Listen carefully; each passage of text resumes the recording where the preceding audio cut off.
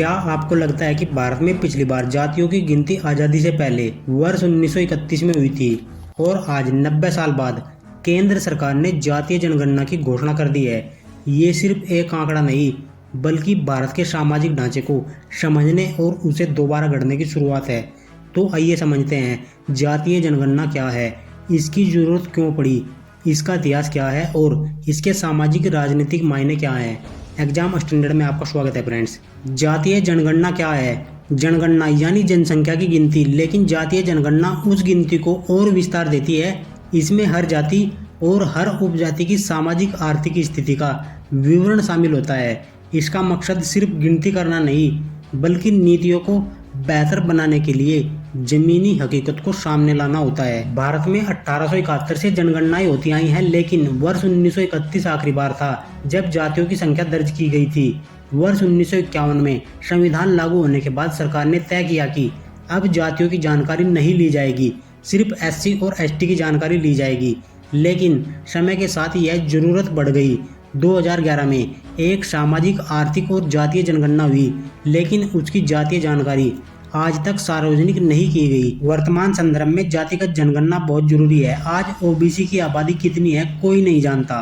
कुछ अनुमान है। वर्ष 1990 में 52% थी, 2004 से लेकर 5 में 41% थी, 2021 से लेकर 22 के अनुसार 46% थी। लेकिन ये सिर्फ सर्वे है, कोई आधिकारिक आंकड़ा नहीं। इसी अनिश्चितता की वजह से आरक्षण नीति, कल्याण योजनाएं और बजट वितरण प्रभावित होता है। भारत में आखिर किस किस राज्य ने अपने यहाँ जातिगत जनगणना कराई है? बिहार, ओडिशा, झारखंड, तमिलनाडु और कर्नाटक जैसे राज्यों ने पहले ही अपनी जातीय जनगणना या सर्वे किए हैं। बिहार में हाल ही में जातिगत सर्वे के बाद पाया गया कि ओबीसी और ईबीसी मिलाकर कुल 63% से ज़्यादा हैं। इसलिए अब केंद्र पर भी दबाव है कि वो 2026 की जनगणना में इसे शामिल करे। जातिगत जनगणना, आरक्षण और सामाजिक प्रभाव। भारत में आरक्षण का प्रतिशत तय है। एससी को 15%, एसटी को 7.5% और ओबीसी को 27% आरक्षण मिलता है। लेकिन अगर ओबीसी और एससी की संख्या ज़्यादा है तो क्या आरक्षण का प्रतिशत भी बदलेगा?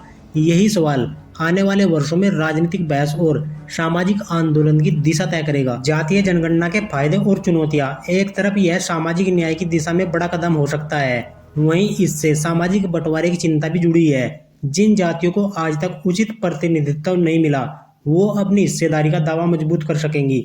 लेकिन कुछ लोगों को यह भी डर है कि इससे समाज में दरारें और गहरी हो सकती हैं। जातीय जनगणना केवल आंकड़े नहीं लाएगी, यह भारतीय समाज के भीतर छुपी हुई असमानताओं को भी उजागर करेगी। यह एक ऐसा आईना है जिसमें भारत खुद को देखेगा, ईमानदारी से, निडर होकर। अब देखना यह है कि क्या यह गिनती सिर्फ गिनती रहेगी या फिर सामाजिक बदलाव की गिनती बनेगी। तो फ्रेंड्स, यह थी वीडियो जातिगत जनगणना से लेकर। भारत सरकार ने हाल ही में फैसला किया है कि वह जातिगत जनगणना कराएगी। फ्रेंड्स, यदि आपको यह वीडियो अच्छी लगी है तो इस वीडियो को लाइक करें, चैनल को सब्सक्राइब करें। मिलते हैं नेक्स्ट वीडियो में, तब तक के लिए धन्यवाद।